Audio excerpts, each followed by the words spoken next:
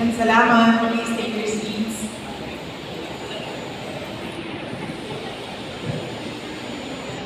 To our guests from the local government unit of Bayugan, to our guests from the partners of the Department of Education, to my Department of Education family, mga kababayan, ladies and gentlemen, Assalamualaikum, madayaw, mayong adlaw, kaninyong tanan, magandang araw sa inyo lahat.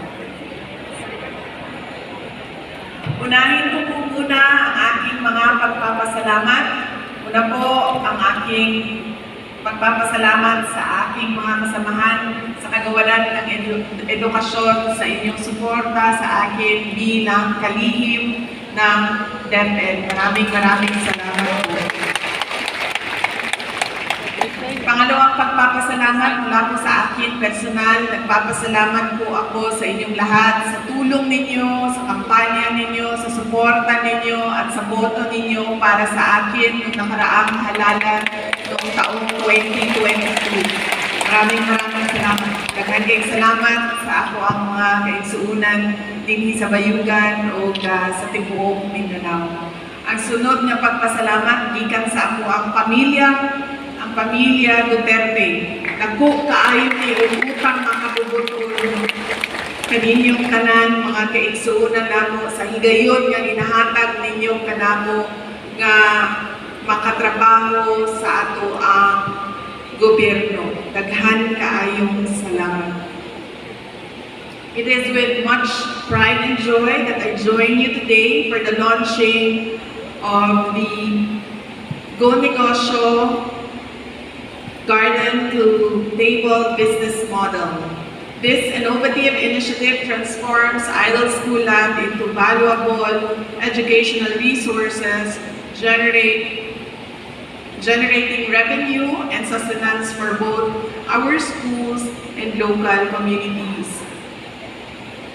Katong paglingkod nako as Secretary sa Department of Education, isa sa ginabuhat namo mao ang pag-adto sa mga lain-lain na mga eskwelahan sa lain-laing lugar sa nasod para istoryahon ang mga maestra nato, ang ato ang non-teaching personnel o ang mga estudyante. Nakita nako sa ako ang pagtuyo ang gigamit lang nila sa ilang school site 1,000 square meters. Kaya may lang sila nga elementary school. So kita na po na doon na tayong problema sa kakulangan, sa ato ang budget, sa ato ang mga eskwelahan, sa ato ang MOE.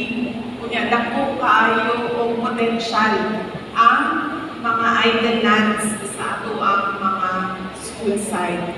Mauna ang expertise sa Department of Education is education. Dili na to expertise ang pagnegosyo.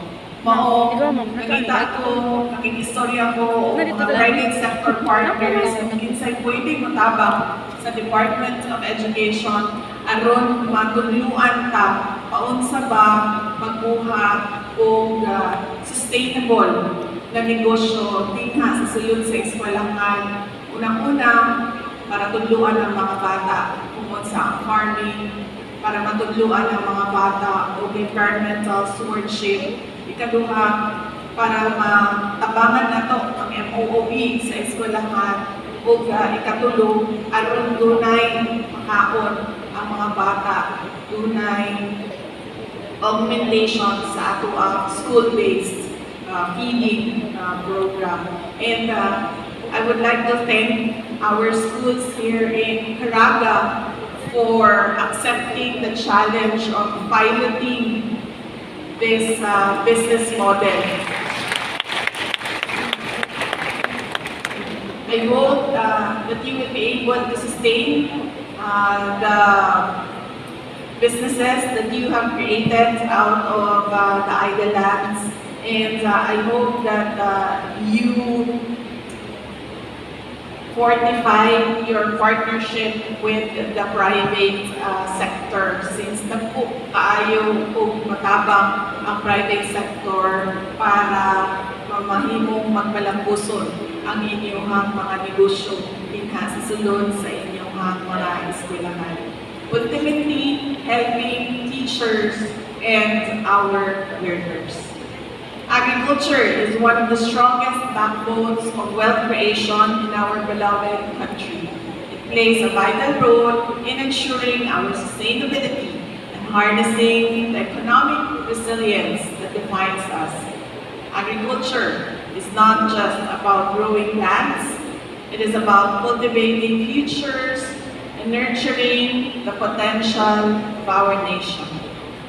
Entrepreneurship is a dynamic force that drives the global economy forward, fosters innovation, stimulates economic growth, and creates jobs.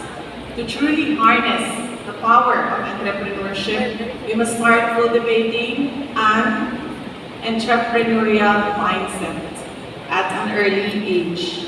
By introducing entrepreneurship education to our young learners, we are planting the seeds of innovation and equipping them with essential life skills. Katong mayor ko sa siyudad sa Davao, kaning gibuhat namo na partnership with Go Negosyo sa Department of Education. Nakatunan ko lang po ni katong mayor ko sa siyudad sa